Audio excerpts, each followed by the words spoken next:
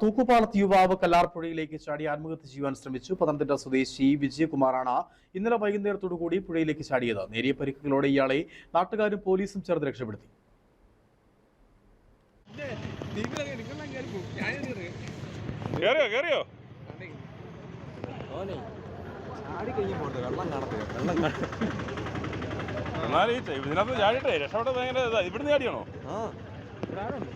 ഇന്നലെ വൈകുന്നേരം 7 മണിയോടുകൂടിയാണ് സംഭവം.